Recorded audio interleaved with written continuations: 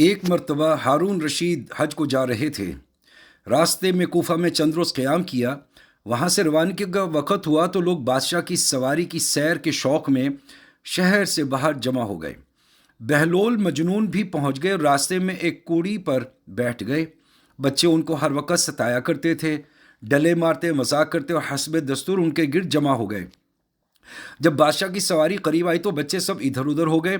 انہوں نے زور سے آواز دے کر کہا، اے امیر المؤمنین، اے امیر المؤمنین۔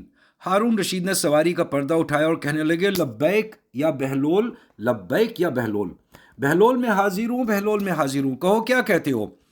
انہوں نے کہا، مجھ سے ایمن نے یہ حدیث بیان کی کہ حضرت قدامہ رضی اللہ تعالیٰ عنہ کہتے ہیں کہ جب حضور اقدس صلی اللہ علیہ وسلم حج کو تشریف لے جا رہے تھے تو میں نے مینا میں آپ کو ایک اونٹ پر سوار دیکھا جس پر معمولی کجاوا تھا، نہ لوگوں کے سامنے سے ہٹانا تھا، نہ ہٹو بچوں کا شور تھا۔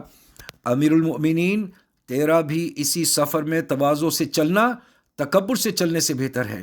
ہارون رشید یہ سن کر رونے لگے، پھر کہا، بہلول کچھ اور نصیحت کرو، اللہ تعالیٰ تم پر رحم کرے۔ بہلول نے یہ سن کر 2 شعر پڑھے جن کا ترجمہ یہ ہے، مان لے، تسلیم کر لے کہ تو ساری دنیا کا بادشاہ بن گیا اور ساری دنیا کی مخلوق تیری مطیع ہو گئی، پھر کیا ہوا، کل کو تو بہرحال تیرا ٹھکانہ قبر کا گڑھا ہے۔ ایک ادھر سے مٹی ڈال رہا ہوگا، ایک ادھر سے مٹی ڈالتا ہوگا۔ اس پر ہارون رشید پھر بہت روئے اور کہنے لگے، بہلول تم نے بہت اچھی بات کی، کچھ اور کہو۔ بہلول نے کہا، امیر المؤمنین، جس شخص کو اللہ تعالیٰ مال اور جمال عطا کرے اور وہ اپنے مال کو اللہ کے راستے میں خرچ کرے اور اپنے جمال کو گناہوں سے محفوظ رکھے، وہ اللہ تعالیٰ کے دیوان میں نیک لوگوں میں لکھا جاتا ہے۔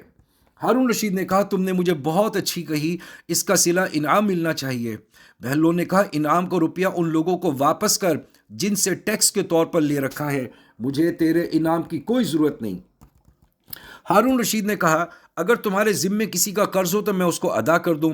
بہلول نے کہا، امیر المؤمنین، قرض سے قرض ادا نہیں کیا جاتا، یعنی یہ روپیہ جو تیرے پاس ہے دوسروں کا حق ہے، جو تیرے ذمے ان کا قرض ہے، حق والوں کو حق واپس کرو، پہلے اپنا قرض ادا کرو پھر دوسروں کے قرضوں کا پوچھنا۔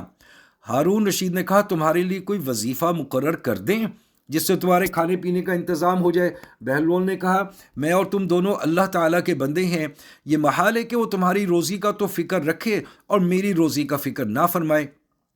اس کے بعد ہارون رشید نے سواری کا پردہ گرایا اور آگے چل دیے۔ ہارون رشید کی مشہور بات یہ ہے کہ نصیحت کے سننے پر بہت کثرت سے رویا کرتے تھے۔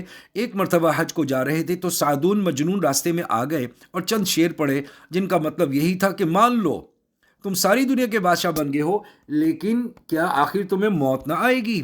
دنیا کو اپنے دشمنوں کے لیے چھوڑ دو، جو دنیا آج تمہیں خوب ہنسا رہی ہے یہ کل کو تمہیں خوب رلائے گی۔ یہ اشعار سن کر ہارون رشید نے ایک چیخ ماری اور بے ہوش ہو کر گر گئے، اور اتنی طویل وقت تک بے ہوشی رہی کہ 3 نمازیں قضا ہو گئیں۔ ان کی انگوٹھی کی مہر تھی، العظمت والقدرت للہ، ہر قسم کی بڑائی اور ہر نوع کی قدرت صرف اللہ جل شانہ کے لیے ہے۔ یہ مضمون گویا ہر وقت نگاہ کے سامنے رہتا تھا۔